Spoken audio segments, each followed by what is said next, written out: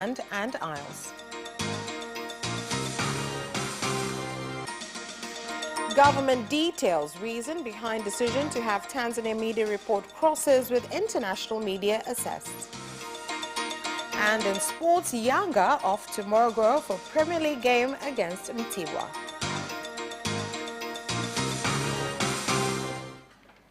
Good evening, this is Capital News at 9:30. My name is Vanessa Victor. Let's get started with the national news. The ACT Wazalendo presidential candidate Maalim Seif Sharif Ahmad has pledged to form a new law for natural oil and gas that benefits the public if elected as president of Zanzibar. The ACT Wazalendo candidate said this during a campaign rally in Wazir Grounds in Mjini District, Zanzibar. Kwanza ule makubaliano pamoja na sheria. I will bring back the Memorandum of Understanding. We must have a law that allows us to drill oil. Now we will have a government that is trusted for the people. Meanwhile, still in Zanzibar, CCM Zanzibar presidential candidate Dr. Hussein Ali Mwinyi has continued with his street-to-street style campaign by visiting entrepreneurs and traders in the informal sector in Unguja Urban.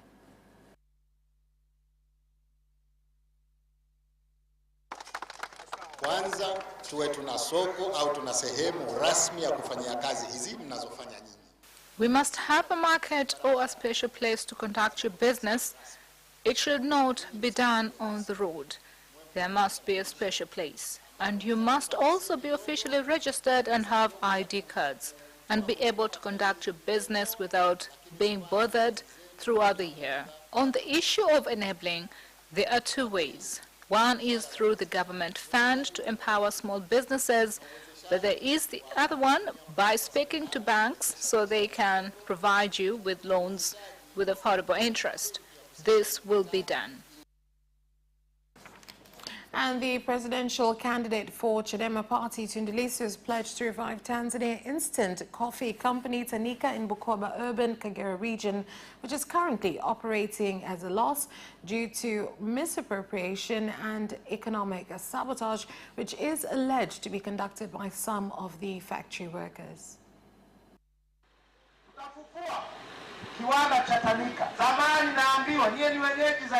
In the past, coffee was purchased in Bukoba at a higher price than that offered by individual buyers. Coffee is the biggest commercial crop of all time, but in the last 5 years, it has dropped. Tanzania is part of East African community and there is a common market. Therefore, Chadema policy states that regarding coffee, cashewnut and other commercial crops in border regions will turn them into special economic areas.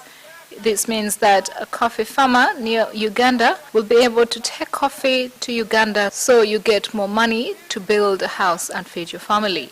When there is competition, the price of coffee will go high. And Civic United Front presidential candidate Professor Ibrahim Lipumba, who began his campaign rallies in KAGERA region, has said that if elected, his government will ensure it improves the agricultural sector as well as to find reliable markets both locally and internationally for harvests produced by farmers. We must invest in agriculture. If agriculture performs well, then more jobs will be created.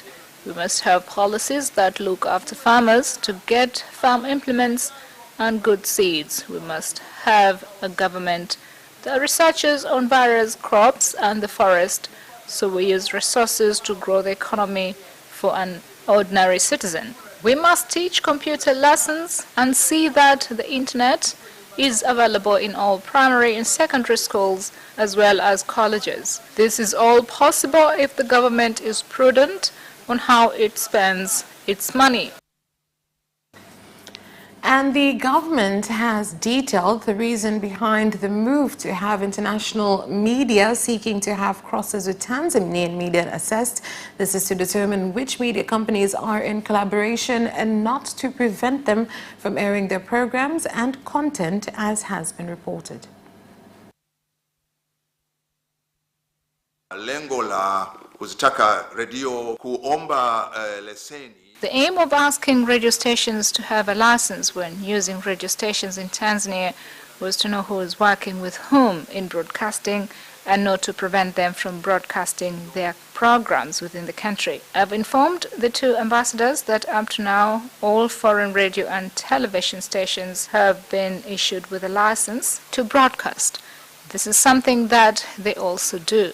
You cannot have a radio or television station and start using a radio or television station from another country without them knowing who you are. We had a discussion about the laws that apply in Tanzania and how they relate to all media here, and including international media who work through partners in Tanzania. And we talked about the way in which civil society and non-governmental organizations operate in Tanzania. And again, we had a discussion about the laws and regulations that apply to those organizations and how they and the international community can best work together in the future. And the Inspector General of Police, Simon Siro, has said that police force in the country has continued to strengthen safety, especially in areas with illegal ports used to bring in illegal goods and immigrants, as well as to avoid government taxes.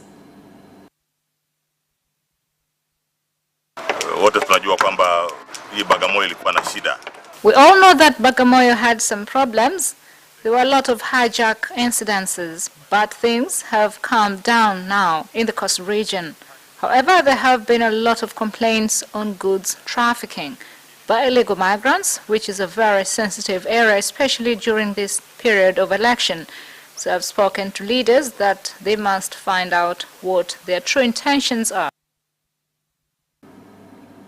With the cultural sector being one of the most hard hit by COVID-19, the French embassy has still strived to make it a viable economic option for Tanzanians by maintaining and promoting Tanzanian artists through the online France Tanzania in Arts Pamoja program. This is said by the French ambassador to Tanzania, Frederic Clavier, when announcing the revival of the cultural arts scene in collaboration with the Farsi Art Space, set to occur on Saturday, the 26th of September.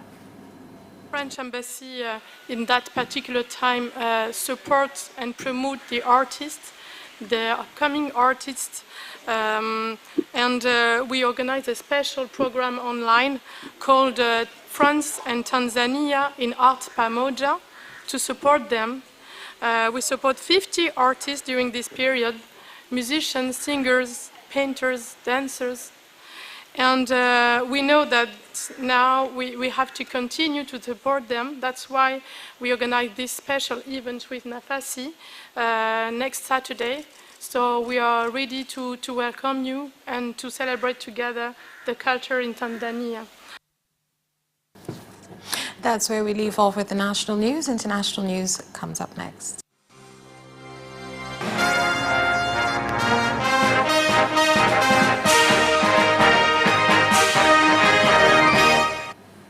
Now in international news.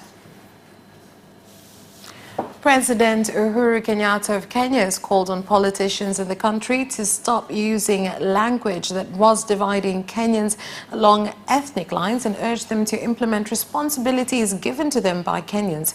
He made the call when inspecting development projects in Kilifi County along the coast of Kenya. Tumekubaliana kama viongozi.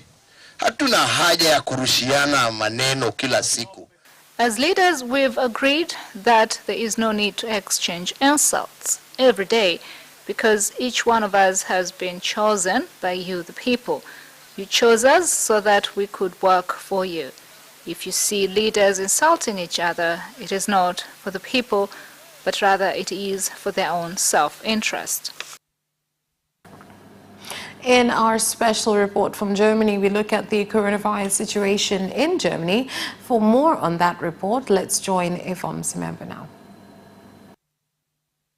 So Germany and countries across Europe are reckoning with the long-feared second wave of the coronavirus pandemic. Health and public officials are intent on preventing a repeat of the widespread lockdowns from earlier this year. And Germany says it has a plan with winter approaching. Let's get more on the pandemic from William Glucroft, correspondent with our Deutsche Welle partner in Berlin. Hello, William. So, how much has the situation worsened, with officials now talking about returning some of the measures we saw when the pandemic first hit?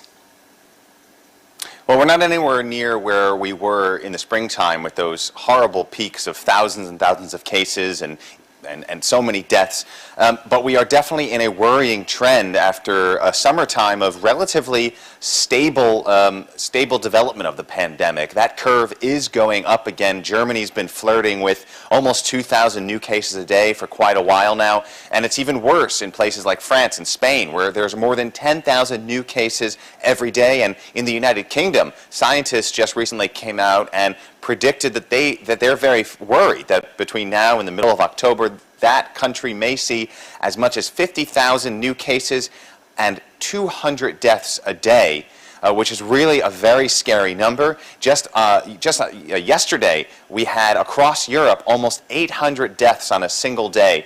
So while we're not at the numbers that we saw earlier in the year, these are definitely troubling trends, troubling numbers, and public officials, public health officials, are trying to be very clear to tell the public that we cannot let our guard down, even though things look better and feel better than they did in the springtime when there were total economic shutdowns and lockdowns of public life. The pandemic is still here and the virus is still very dangerous. So what kind of restrictions are people currently facing? Well, leaders around Europe are really trying hard to avoid those kind of nationwide blanket lockdowns we saw in the springtime. But localized lockdowns are definitely happening. We see that in places in Madrid, for example, not the entire capital, but certain parts of the city.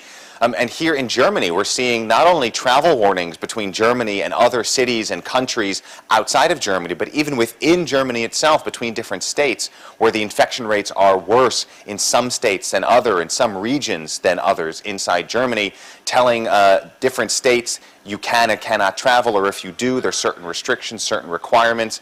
And we see something in Munich happening now that may become the norm all around Germany, which is the requirement to wear masks, not just on public transit and in shops and bars and restaurants, but indeed all the time when they're out in public. That is something that's going to be happening now in Munich, and it's something that a new survey shows that many Germans expect is going to become the norm between now and, let's say, Christmas. So lots of new restrictions coming into place, restrictions on how many people you can be with, restrictions on alcohol sales, for example. At football games, there's the new Bundesliga season just started a few weeks ago. There's a restriction on how many people can go to see the games. Just 20% of stadium capacity is allowed at the very most.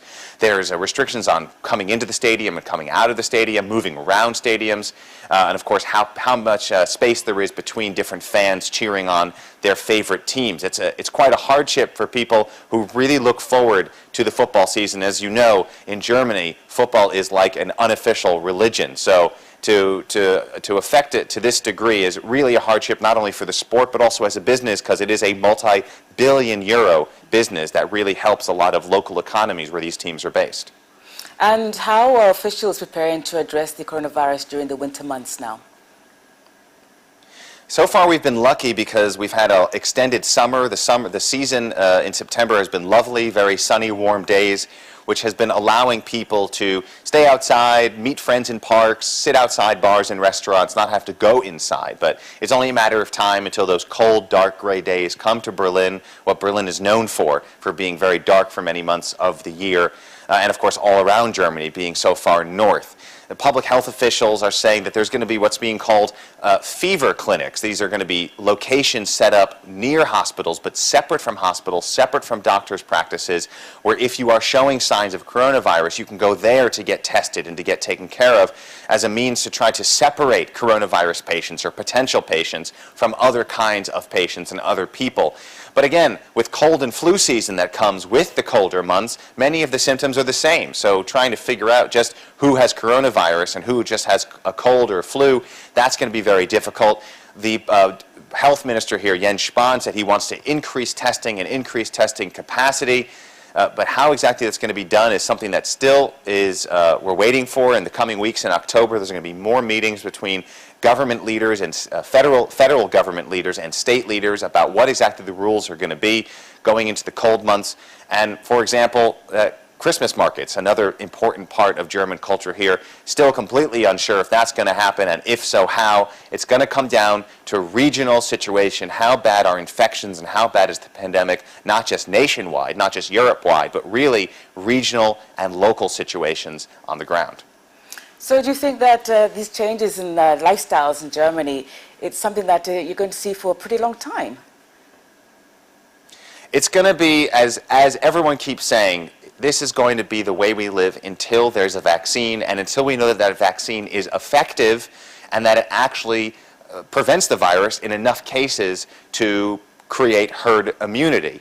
So this is just a fact of life, and we're going to have to continue being careful. And as Christian Drosten, Germany's top virologist, said on Twitter earlier today, he said, look, yes, of course, mortality rate is down. It's down to about under 1%, off of 7% from earlier this year at the peak of the pandemic. But that is still a very dangerous virus. And just because the mortality rate is decreased doesn't mean the virus is any less deadly. It's just because of the measures we're taking. It's what's called the prevention paradox. Because we've taken steps to make the pandemic less dangerous, it's because of that. It's because of following the rules, because of all these restrictions that have been put into place that the pandemic can be lived with. But it's only by continuing these restrictions that we can continue having some semblance of normalcy, even if we don't have fully a normal life. Thank you very much, William, for that update, and stay safe. And that special report concludes our international news. Let's move on to a short break, and we'll be back with business news.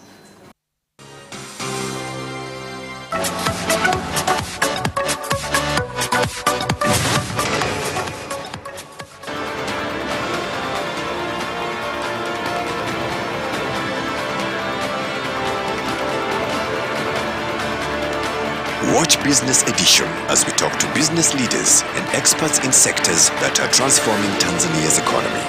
We believe that the driver is the customer. To change the mindset of traditional HR to the digitalization. Make sure that everybody can get some access to financial services. And once we understand the vision of our leaders, we then need to be behind them and help them in achieving that vision. Business have involved mercantile operations, trade guilds, or shared agricultural production, infrastructure, construction, financial sectors, tourism, and mining. Business Edition on Friday at 8:15 p.m.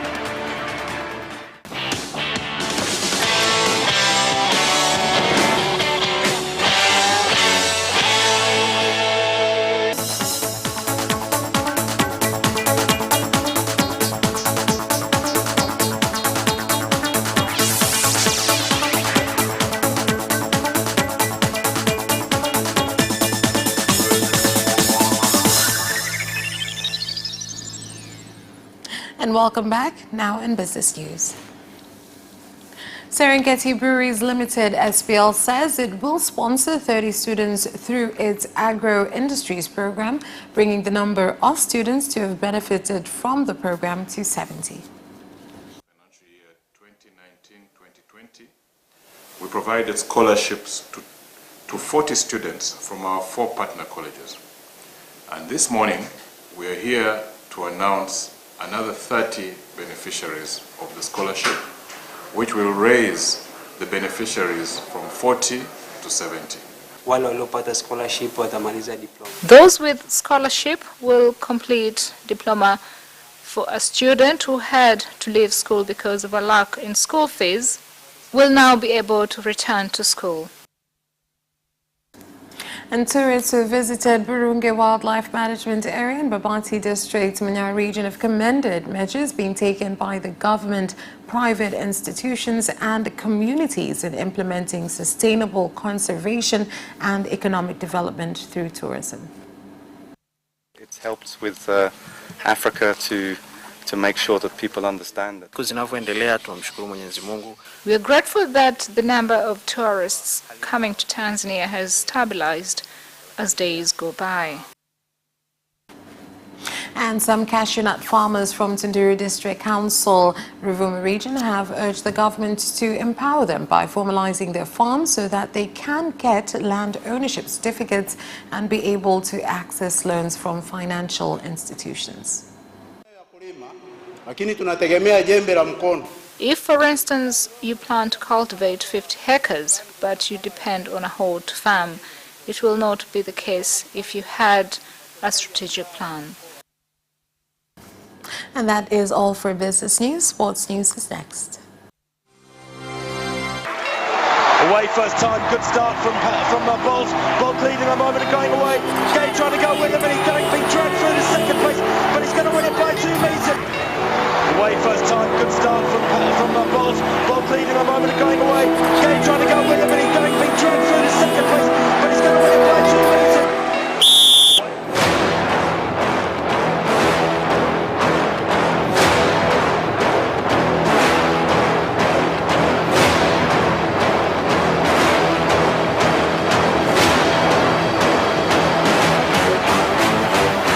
Opposition, Joaquinho, he did lose and then.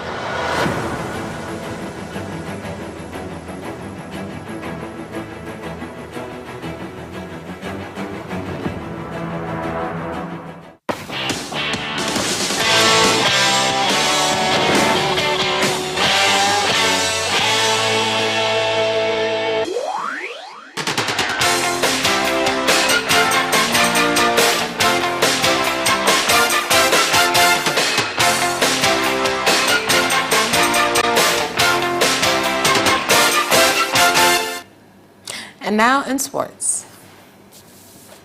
Yanga Sports Club heads to Morogoro tomorrow for their Premier League game against Mtibwa Sugar on Sunday.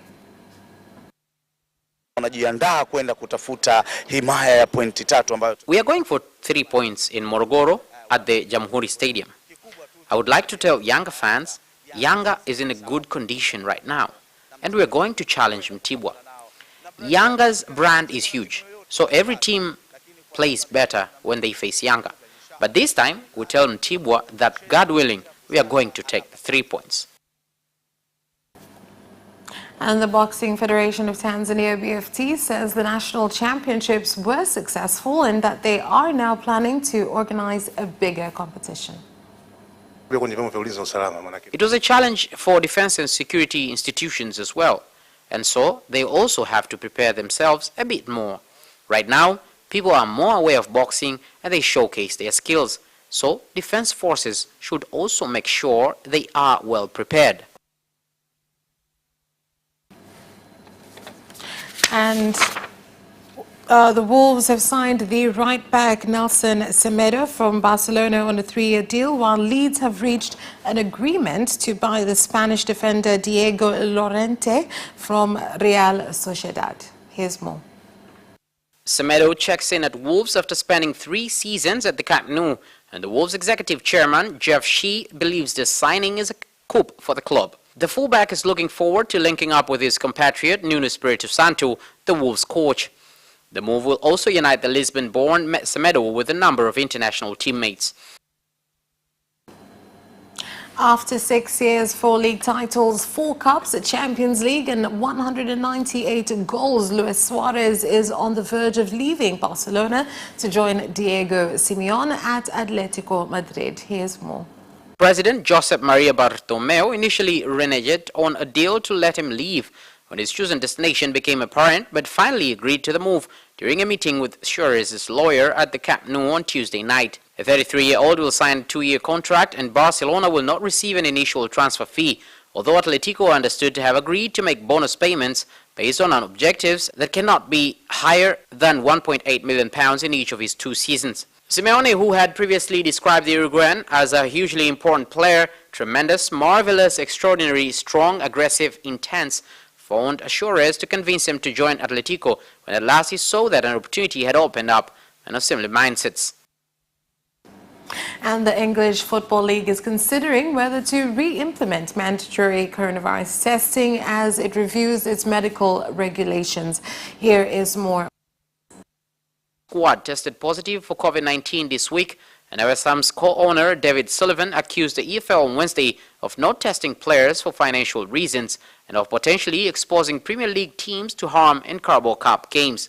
On Tuesday, David Moyes and 2 of his players returned positive tests before West Ham's Carabao Cup match against Hull, who declined West Ham's offer to pay for a round of tests. Grant McCann, Hull's manager, defended that decision, insisting they were following EFL guidelines and did not clarify whether players and staff will be tested before facing Northampton in League One on Saturday. And that sports item ends our news bulletin. On behalf of everyone who works very hard to bring you the news, my name is Vanessa Victor. Thank you for watching. Have a good night.